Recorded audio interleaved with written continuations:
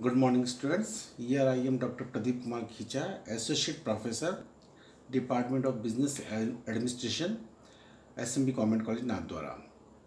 छात्रों, second year commerce के अंतर्गत हमारा first paper company land cycle practice है। आज अपन जिस विषय पर चर्चा करेंगे वो है history of company law in India, companies act 2013 and it's salient features, definition and meaning of company, characteristics of a company।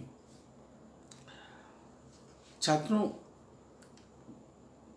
व्यापार करने के विभिन्न स्वरूप होते हैं, जैसे एकाकी व्यापार, साझेदारी। ठीक इसी प्रकार से कंपनी भी व्यापार करने का एक तरीका ही है। एकाकी व्यापार और साझेदारी में सीमित क्षेत्र और असीमित दायित्व एक सबसे बड़ा दोष है। इस दोष को दूर करने के उद्देश्य से एवं वृहद स्तर पर व्यापार करने के उद्देश्य से कंपनी स्वरूप का उद्गम हुआ। भारत में लंबे समय तक अंग्रेजों का शासन रहा है, इसलिए भारतीय विधान भी इंग्लिश विधानों पर आधारित रहे हैं। इंग्लैंड में सर्वप्रथम कंपनी विधान 1844 में बनाया गया था। उसी के अनुरूप भारतीय कंपनी विधान 1850 जॉइंट स्टॉक कंपनीज एक्ट 1850 बनाया गया। तदुपरांत तात्कालीन आवश्यकताओं एवं अपेक्षाओं के अनुरूप 1860, 1866, 1882, 1913 और 1956 में कंपनी विधान बनाए गए। स्वतंत्रता प्राप्ति के पश्चात देश में मिश्रित अर्थव्यवस्था की नीति को अपनाया गया। समाजवादी समाज की स्थापना के लक्ष्य को रखा गया। इसी उद्देश्य की पूर्ति के लिए 1950 में C.H. भाभा की अध्यक्षता में एक समिति का गठन किया गया। इस समिति के द्वारा 1952 में अपनी रिपोर्ट सरकार को प्रस्तुत की। सरकार ने इस रिपोर्ट के आधार पर 1955 में कंपनी बिल संसद के माध्यम से पारित करवाया, जो 1 अप्रैल 1956 से हमारे देश में लागू हुआ। इस अधिनियम के अंतर्गत कुल 658 धाराएं और 15 अनुसूचियां थीं। 1991-92 में हमारे देश की सरकार के द्वारा देश की आर्थिक नीतियों में परिवर्तन किया गया। LPG की पॉलिसी को देश के तक अपनाया गया। उस आधार पर कंपनी विधान 1956 में परिवर्तन की आवश्यकता महसूस होने लगी। इसको मद्देनजर रखते हुए सन 2012 में संसद के द्वारा नया कंपनी बिल पारित करवाया गया, जो 12 सितंबर 2013 से हमारे देश में लागू हुआ। इस कंपनी बिल में कंपनी अधिनियम के अंतर्गत कुल 470 धाराएं हैं, जो 29 अध्यायों में विभक्त है तथा जिसमें कुल 7 अनुसूचियां दी हुई है। ये कंपनी का हिस्टोरिकल बैकग्राउंड था। अब अपन अध्ययन करेंगे कंपनी का अर्थ। इसके पूर्व में कंपनी अधिनियम 1913 के सैलेंट फीचर्स के बारे में आप लोगों को जानकारी देना चाहूँगा। देखिए, कंपनी अधिनियम 1913 के अंतर्गत कुछ महत्वपूर्ण बातों को जोड़ा गया है। इसमें महत्वपूर्ण बात है, इसका उद्देश्य मैं आप लोगों को पहले बता दूं कि क्यों बनाया गया। कंपनी अधिनियम 1913 का जो उद्देश्य रखा गया वो उसके अंतर्गत मुख्य बातें थी कि कंपनियों को सुविधाजनक प्रावधानों के माध्यम से कंपनियों में सुविधाजनक प्रावधानों के माध्यम से देश में निवेश को आमंत्रित किया जाए। व्यावसायिक विश्वसनीयता एवं आचरण के न्यूनतम मानदंडों को प्रतिपादित किया जाए। उचित सूचनाओं के पूर्ण एवं न्यायोचित प्रकटीकरण को सुनिश्चित किया जाए, इसलिए इसमें ई-गवर्नेंस के ऊपर विशेष जोर दिया गया। अंशधारियों की प्रभावी भागीदारी और उनके नियंत्रण को सुनिश्चित करना और उनके हितों का संरक्षण करना भी इस अधिनियम का उद्देश्य रखा गया। कंपनी के प्रबंध के लिए जिम्मेदार व्यक्ति कीनोट पर्सनल्स को उनके कर्तव्यों के पालन हेतु बाध्य करना तथा साथ ही किसी कंपनी के संचालन अंशधारियों, कंपनी एवं जनसाधारण के हितों के प्रतिकूल किया जा रहा है तो कंपनी के कार्यकलापों में हस्तक्षेप, जांच पड़ताल करने हेतु सरकार को शक्ति प्रदान करना भी इस अधिनियम का उद्देश्य है। देश के संविधान के नीति निर्देशक तत्वों के अनुरूप सामाजिक आर्थिक नीतियों के उद्देश्य को पूरा करना भी इसका उद्देश्य रखा गया। कंपनियों को संचालन एवं नवाचार में सहायता प्रदान करना एवं कंपनी के क्षेत्र के विकास को चिरस्थायी बनाने हेतु ठोस व्यावसायिक कानूनी ढांचा उपलब्ध कराना भी इसका प्रमुख ध्येय रखा। निवेश एवं उन्नति के लिए सकारात्मक वातावरण तैयार करना और क्षेत्रीय नियमन व्यवस्थाओं में परस्पर विरोधी परस्पर व्यापी कॉन्फ्लिक्टिंग एंड ओवरलैपिंग क्षेत्राधिकार को टालना भी इसका उद्देश्य रखा है। अब मैं आपको कंपनी अधिनियम 2013 के सैलेंट फीचर्स के बारे में कुछ बातें बताना चाहूँगा। हालांकि हम अगले विभिन्न लेक्चर्स के माध्यम से कंपनी अधिनियम 2013 के बहुत से प्रावधानों का विस्तार से अध्ययन करेंगे, किंतु मैं कुछ खास बातें जो कंपनी अधिनियम 2013 में रखी गई है इनके बारे में बताना चाहूँगा। अभी मैं थोड़ी देर पहले आप लोगों को बताया कि इस अधिनियम में कुल 29 अध्याय हैं, 29 चैप्टर्स हैं, कुल 470 सेक्शन 470 धाराएं हैं और 7 अनुसूचियाँ इस अधिनियम के अंतर्गत दी गई है। इस अधिनियम में पहली दफ़े 1 पर्सन कंपनी, एकल व्यक्ति कंपनी, स्मॉल कंपनी, लघु कंपनी, एसोसिएशन कंपनी एवं डॉर्मेट कंपनी इत्यादि के प्रावधान इसमें रखे गए, इनको परिभाषित किया गया। की मैनेजल पर्सन्स को इसमें परिभाषित किया गया। इसमें की मैनेजल पर्सन्स के अंतर्गत chief executive officer, managing director, manager, full time director, CFO, CS इत्यादियों को भी शामिल किया गया। कंपनी के विभिन्न क्रियाकलापों को व्यवस्थित तरीके से संचालित करने के उद्देश्य से कंपनियों में कुछ समितियों के गठन की अनिवार्यता रखी गई, जिसके अंतर्गत audit committee, nomination committee, remuneration committee, stakeholder relationship committee प्रमुख हैं। कंपनी के प्रबंध मंडल के अंतर्गत कुछ विशिष्ट कंपनियों में कम से कम एक महिला संचालक की नियुक्ति का प्रावधान रखा गया तथा प्रत्येक कंपनी के अंतर्गत कुल संचालक मंडल के सदस्यों में से 1/3 संचालक, इंडिपेंडेंट संचालक, स्वतंत्र संचालक की नियुक्ति का प्रावधान इसमें रखा गया। साथ ही यूनिफॉर्म फाइनेंशियल ईयर अर्थात प्रत्येक कंपनियों का, कुछ अपवादों को छोड़कर प्रत्येक कंपनियों का जो फाइनेंशियल ईयर रहेगा वो 1 अप्रैल से चालू होकर 31 मार्च तक का रहेगा। प्रत्येक कंपनी को अपने अकाउंट्स इस अवधि के अंतर्गत बनाने पड़ेंगे। फाइनेंशियल की अवधि ये तय की गई। साथ ही सेक्रेटरी ऑडिट रिपोर्ट का प्रावधान इसमें जोड़ा गया। रिपोर्ट ऑन AGM के संबंध में प्रावधान दिए गए। फाइनेंशियल स्टेटमेंट के संदर्भ में प्रावधान इसमें दिए गए। मैंडेटरी इंटरनल ऑडिट के संदर्भ में प्रावधान दिए गए तथा साथ ही ऑडिटर के संदर्भ में कि company mandatory rotation of auditor every year अर्थात 5 साल में रोटेशन के आधार पर ऑडिट को चेंज करने के संदर्भ में प्रावधान दिए गए हैं। हाँ, कंपनी अधिनियम के अंतर्गत ट्रिब्यूनल और एपीलेट ट्रिब्यूनल की स्थापना के बारे में भी प्रावधान दिए गए। NCLT अर्थात नेशनल कंपनी लॉ ट्रिब्यूनल एवं NCLAT national company law appellate tribunal की स्थापना इसके माध्यम से की गई तथा विशेष न्यायालय की स्थापना के बारे में भी इस अधिनियम में प्रावधान दिए गए। इसके अलावा विभिन्न प्रकार के प्रावधान इस कंपनी विधान के अंतर्गत दिए गए, जिसको हम आगे विभिन्न लेक्चर्स के माध्यम से पढ़ेंगे। नाउ अब मैं आप लोगों को कंपनी का अर्थ के बारे में समझाऊंगा। प्रोफेसर हेनी ने एक परिभाषा कंपनी के संदर्भ में दी। A company is an artificial person created by the law having separate entity with perpetual succession and common seal अर्थात कंपनी कानून के द्वारा निर्मित कृत्रिम व्यक्ति है जिसका अपना पृथक एवं स्थायी अस्तित्व होता है तथा जिसकी एक अपनी सार मुद्रा होती है। ये परिभाषा कंपनी की विभिन्न विशेषताओं को इंगित करती है। कंपनी अधिनियम 2013 की धारा 2 सब सेक्शन 20 के अंतर्गत कंपनी को डिफाइन किया गया, जिसमें कहा गया ए कंपनी इनकॉर्पोरेट अंडर दिस और any previous act of A company law अर्थात एक कंपनी से आशय ऐसी कंपनी से जो इस अधिनियम के अधीन अथवा इसके पूर्व में प्रचलित किसी कंपनी अधिनियम के अंतर्गत इनकॉर्पोरेट की गई है, पंजीकृत की गई, उसे कंपनी के रूप में कहा गया। अर्थात इसका मतलब ये हुआ कि कंपनी कौन हो सकता है? ऐसा कोई भी संगठन जिसका पंजीयन, जिसका समामेलन कंपनी विधान के अधीन हुआ हो, चाहे वो कंपनी विधान 2013 का हो, चाहे कंपनी विधान 2013 के पूर्व में जो कंपनी विधान तात्कालिक समय के अंतर्गत हमारे देश में शासित थे उसके अधीन हुआ हो, वह कंपनी कहलाएगी। तथा उस कंपनी की प्रमुख विशेषताओं के अंतर्गत कि वो एक कृत्रिम व्यक्ति है, उसका पृथक अस्तित्व होना चाहिए, उसका शाश्वत उत्तराधिकार होना चाहिए, उसकी अपनी सार मुद्रा होनी चाहिए, ये उसकी प्रमुख विशेषताएं बतलाई गई है उसको कंपनी के नाम से पुकारा गया। अब मैं आप लोगों को बताना चाहूँगा कंपनी की विशेषताओं के बारे में, कैरेक्टरिस्टिक्स ऑफ द कंपनी। पहली विशेषता कंपनी की आती है an artificial company created by the law, अर्थात कंपनी कानून के द्वारा निर्मित एक कृत्रिम व्यक्ति है। कंपनी को कृत्रिम व्यक्ति क्यों कहा गया?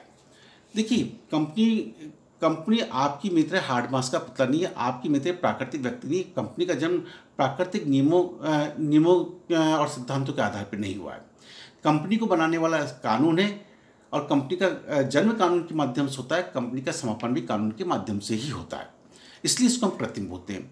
व्यक्ति क्यों कहा गया? एक सामान्य व्यक्ति की भांति कंपनी भी वे सभी व्यावसायिक कार्य कर सकती है जो एक सामान्य व्यक्ति कर सकता है, अर्थात कंपनी अपने नाम से संपत्ति को परचेज कर सकती है, अपने नाम से अनुबंध कर सकती है, कंपनी अपने नाम से वाद दायर कर सकती है, कंपनी के खिलाफ कंपनी के नाम से वाद दायर किया सकते हैं, कंपनी अपने नाम से स्वयं संपत्ति को परचेज कर सकती है, कंपनी अपने अधीन कर्मचारियों की नियुक्ति कर सकती है। अर्थात एक सामान्य व्यक्ति की बात ही वे सभी व्यावसायिक कार्य कंपनी के द्वारा किए जा सकते हैं, इसलिए कंपनी को हमारा देश का कानून कृत्रिम व्यक्ति के रूप में मानता है। कंपनी की दूसरी प्रमुख विशेषता आती है सेपरेट एंटिटी, अर्थात कंपनी का पृथक अस्तित्व होता है। कंपनी का अस्तित्व उसके सदस्यों के अस्तित्व से जुड़ा हुआ नहीं है। साझेदारी व्यवसाय और एकाकी व्यवसाय का दोष यह है कि अगर साझेदारी के अंतर्गत साझेदारों में से किसी भी साझेदार के साथ में कोई भी घटना घटित हो जाए, अर्थात साझेदार दिवालिया हो जाए, पागल हो जाए, मृत्यु हो जाए, तो ऐसी दशा के अंतर्गत साझेदारी का अंत हो जाता है या एकाकी व्यापार का अंत हो जाता है। कंपनी के अंतर्गत सदस्यों के अस्तित्व के साथ कंपनी का अस्तित्व जुड़ा हुआ नहीं है, सदस्य पृथक हैं और कंपनी पृथक है। कंपनी को एक अलग व्यक्ति की संज्ञा दी गई है। इस संबंध में एक महत्वपूर्ण वाद प्रस्तुत है, वो है सोलोमन एंड कंपनी। ओरोम सोलोमन नाम का एक जूते का व्यवसाय था। इसने अपने व्यापार में वृद्धि के उद्देश्य से बृहत स्तर पर व्यापार को संचालित करने के उद्देश्य से एक कंपनी का निर्माण किया जिसका नाम रखा गया सोलोमन एंड कंपनी। इस कंपनी में कुल 7 सदस्य रखे गए, स्वयं सोलोमन, उसकी पत्नी, उसकी पुत्री एवं उसके 4 पुत्र। सोलोमन ने अपना व्यापार 40,000 पाउंड के अंतर्गत सोलोमन कंपनी को बेचा। व्यापार के विक्रय के प्रतिफल फलस्वरूप सोलोमन कंपनी के द्वारा 20,000 पाउंड के fully paid up shares Solomon को जारी किए गए। 10,000 पाउंड के फुली सिक्योर्ड डिबेंचर्स सोलोमन को दिए गए तथा 10,000 पाउंड की राशि नकद के अंतर्गत भुगतान की गई। कुछ समय पश्चात सोलोमन कंपनी नुकसान में चली गई और कंपनी का समापन किया गया। जब समापन के समय सोलोमन कंपनी के पास में कुल 6,050 पाउंड की संपत्ति थी, किंतु सोलोमन कंपनी के कुल दायित्व 18,000 पाउंड के थे, जिसमें से 10,000 पाउंड के दायित्व फुली सिक्योर्ड डिबेंचर्स थे जो सोलोमन को जारी किए गए थे और 8,000 पाउंड के जो दायित्व थे वो अनसिक्योर्ड डिबेंचर्स के थे। सोलोमन एंड कंपनी ने अपनी 6,050 पाउंड की राशि की संपूर्ण राशि सोलोमन को हस्तांतरित कर दी, क्योंकि Solomon fully secured debenture holder था। जब राशि हस्तांतरित की गई तो अन्य असुरक्षित ऋणदाताओं के द्वारा इस पर ऑब्जेक्शन रेज किया गया। मामला न्यायालय के अंतर्गत गया। हाउस ऑफ लॉर्ड्स के द्वारा ये व्यवस्था दी गई कि सोलोमन और सोलोमन कंपनी दोनों पृथक है, इसलिए सोलोमन कंपनी के द्वारा सबसे पहले सिक्योर्ड डिबेंचर होल्डर का भुगतान किया जाएगा और सिक्योर्ड डिबेंचर होल्डर सोलोमन है, इसलिए सोलोमन को ये राशि प्राप्त करने का, ये संपत्ति प्राप्त करने का अधिकार है। अर्थात इसके आधार पर ये बात क्लियर होती है कि कंपनी और कंपनी के सदस्यों का अस्तित्व बिल्कुल भिन्न भिन्न होता है। कंपनी एक पृथक व्यक्ति, कंपनी का अपना स्वयं का पृथक व्यक्तित्व होता है। तीसरी कंपनी की प्रमुख विशेषता है परपेचुअल सजेशन, अर्थात शाश्वत उत्तराधिकार। कंपनी का अस्तित्व उसके सदस्यों से अस्तित्व से भिन्न है। कंपनी को जन्म देने वाला कानून है, कंपनी का समापन भी कानून के माध्यम से होता है। कंपनी के सदस्यों के साथ में कोई भी घटना घटित हो जाए, मृत्यु हो जाए, पागल हो जाए, दिवालिया हो जाए या सदस्य छोड़ के चला जाए, तो भी कंपनी के अस्तित्व पर कोई भी प्रभाव नहीं पड़ता है। प्रोफेसर कुच्छल के द्वारा कहा गया, मैन में go, man may come, but it goes forever, अर्थात आदमियों का आना जाना चलता रहेगा, किंतु कंपनी के अस्तित्व पर कोई प्रभाव नहीं पड़ेगा। न्यायाधीश इस संदर्भ में एक न्यायाधीश के द्वारा बहुत अच्छा उदाहरण दिया गया और उन्होंने प्रोफेसर ग्रोवर के द्वारा एक अच्छा उदाहरण दिया गया। उन्होंने कहा कि युद्धकाल के समय एक निजी कंपनी की सभा चल रही थी। उस सभा स्थल पर शत्रु राष्ट्र के द्वारा एक बम बम डाल दिया गया। बम विस्फोट के अंतर्गत सभी सदस्य कंपनी के मर गए, किंतु कंपनी के अस्तित्व में किसी प्रकार की आंच नहीं आई। अर्थात कंपनी के सदस्य छोड़ के जा सकते हैं, नए सदस्य बनेंगे। कंपनी को जब तक हमारे देश के जिस कानून के तहत कंपनी की स्थापना हुई है वो कानून उसको समाप्त नहीं करना चाहेगा, तब तक कंपनी के अस्तित्व में किसी प्रकार का कोई प्रभाव नहीं पड़ेगा। इसलिए हम कहते हैं कंपनी का शाश्वत उत्तराधिकार होता है। कंपनी की चौथी प्रमुख विशेषता है कॉमन सील अर्थात सार मुद्रा। देखिए, आपने कंपनी को जब कहा कृत्रिम व्यक्ति के द्वारा हस्ताक्षर किए जाते हैं। हस्ताक्षर करने का मतलब हो गया कि हम उनकी सभी जो भी हमारे द्वारा एग्रीमेंट किए गए हैं, जो भी कार्य हमारे द्वारा किए गए, हम उन सभी कार्यों से सहमत हैं। तो कंपनी रूपी व्यक्ति जिसके पास हार्ड मास का पुत्र नहीं है, अदृश्य है, अमूर्त है, जिसको हम देख नहीं सकते, जिसको हम छू नहीं सकते, ऐसी दशा के अंतर्गत कंपनी रूपी व्यक्ति हस्ताक्षर कैसे करेगा? हमारे कंपनी धान की व्यवस्था दे रखी है कि प्रत्येक कंपनी को अपनी एक सार मुद्रा, एक धातु से बनी हुई सील रखनी पड़ेगी, जिसमें कंपनी का नाम एनक्लेव्ड होगा अर्थात खुदा हुआ होगा, कंपनी का मोनोग्राम उस पर लगा हुआ होगा। जिन डॉक्यूमेंट्स के ऊपर ये सील लगा दी जाएगी, अर्थात उन सभी कार्यों से, उन सभी डॉक्यूमेंट्स के प्रति कंपनी का दायित्व की उत्पत्ति होती है। कंपनी संशोधन अधिनियम 2015 के अंतर्गत एक संशोधन किया गया, धारा 9 में संशोधन किया गया, और उस संशोधन के तहत अब ये व्यवस्था की गई है कि ये व्यवस्था की गई कि अब कंपनी के अंतर्गत सार मुद्रा रखने की अनिवार्यता नहीं है। अर्थात कंपनी के कम से कम 2 संचालक और एक कंपनी सचिव अगर जिन डॉक्यूमेंट पर सिग्नेचर कर लेता है तो उससे भी कंपनी बाध्य होगी। ऐसी व्यवस्था कंपनी संशोधन अधिनियम 2015 के अंतर्गत की गई है। देन कंपनी की नेक्स्ट विशेषता आती है registered voluntary association for period, अर्थात कंपनी लाभ के लिए ऐच्छिक पंजीकृत संघ है। कंपनी की जो मेंबर्स हैं, कंपनी के मेंबर कौन बनता है? जिनके समान उद्देश्य, लाभ कमाने के उद्देश्य से स्वैच्छिक व्यक्ति एक संघ बनाते हैं, जुड़ते हैं, और वो जुड़ के उसका पंजीयन करवाते हैं। तो लाभ के लिए बनाया गया ऐच्छिक संगठन ये होता है, जिनका उद्देश्य लाभ कमाना और आपस में लाभ कमाना और उसको बांटना इनका उद्देश्य होता है। देन नेक्स्ट कंपनी की विशेषता ये डेमोक्रेटिक मैनेजमेंट। कंपनी के अंतर्गत प्रबंध व्यवस्था होती है, प्रजातांत्रिक प्रबंध व्यवस्था होती है। साझेदारी व्यवसाय के अंतर्गत सभी साझेदारों को प्रबंध संचालन में भाग लेने का अधिकार होता है। कंपनी में सभी सदस्यों को कंपनी के प्रबंध संचालन में भाग लेने का अधिकार नहीं होता। कंपनी के सदस्य अपनी में से कुछ सदस्यों को चुन लेते हैं और उनको प्रबंध करने की जिम्मेदारी सौंपी जाती है, जिसको हम संचालक मंडल के नाम से पुकारते हैं। और ये जो सदस्यों का चयन कंपनी के मताधिकार के आधार पर होता है। मताधिकार कंपनी के अंशधारियों के पास में उनके द्वारा धारित अंशों की संख्या के आधार पर उनको मताधिकार प्राप्त होगा, और मताधिकार के माध्यम से वह अपने में से कुछ सदस्यों को चुनकर कंपनी के संचालक मंडल की बागडोर सौंपते हैं। इसलिए हम कहते हैं कंपनी में डेमोक्रेटिक मैनेजमेंट की व्यवस्था होती है। नेक्स्ट कंपनी की विशेषता आती है लिमिटेड लायबिलिटी। लिमिटेड लायबिलिटी का मतलब क्या? कंपनी में सदस्यों का दायित्व सीमित होता है। मैंने अभी कुछ देर पहले ही आप लोगों को समझाया कि साझेदारी व्यवसाय का एक सबसे बड़ा दोष है अनलिमिटेड लायबिलिटी। कोई भी व्यक्ति ये नहीं चाहेगा कि व्यवसाय के अंतर्गत अगर उसको नुकसान हुआ है तो उसके नुकसान की भरपाई वो अपने घर की व्यक्तिगत संपत्तियों को बेचकर नुकसान की भरपाई करे। उस दोष को दूर करने के उद्देश्य से कंपनी की स्थापना की गई। प्राय कंपनियों की में सदस्यों का दायित्व सीमित होता है। ये दायित्व अंशों के द्वारा सीमित हो सकता है अथवा गारंटी के द्वारा सीमित हो सकता है। अंशों के द्वारा सीमित मतलब उनके द्वारा धारित अंशधारी के द्वारा धारित अंशों की फेस वैल्यू तक सीमित रहेगा। इसी प्रकार से गारंटी के द्वारा सीमित का मतलब उनके द्वारा जो गारंटी राशि प्रदान की गई है, गारंटी दी गई उस राशि तक उनका दायित्व सीमित रहेगा। हालांकि कंपनी के टाइप्स के अंतर्गत हम लोग अनलिमिटेड लायबिलिटी वाली कंपनी के बारे में पढ़ाते हैं, किंतु प्राय व्यवहार के अंतर्गत अनलिमिटेड लायबिलिटी के रूप में कोई भी व्यावसायिक कंपनी की स्थापना नहीं की जाती है। ऐसी कंपनी जिनका उद्देश्य गैर व्यावसायिक है, जिनका उद्देश्य लाभ कमाना नहीं है, ऐसी कंपनी की स्थापना अनलिमिटेड लायबिलिटी वाली कंपनी के रूप में की जा सकती है। अगर कंपनी अनलिमिटेड लायबिलिटी वाली कंपनी है तो वहाँ पर सदस्यों का दायित्व संयुक्त होता है, पृथक नहीं होता। जबकि साझेदारी के अंतर्गत साझेदारों का दायित्व संयुक्त और पृथक दोनों ही होता है। ये प्रमुख अंतर साझेदारी और कंपनी के मध्य भी पाया जाता है। नेक्स्ट कंपनी की विशेषता आती है लिमिटेशन एज टू एक्शन, अर्थात कंपनी में कार्य क्षेत्र की सीमाएं हैं।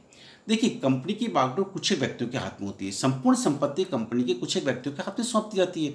ऐसे व्यक्ति कई बार ऐसा कार्य भी कर सकते हैं जिससे सामान्य अंशदारों की हितों की उपेक्षा हो जाए।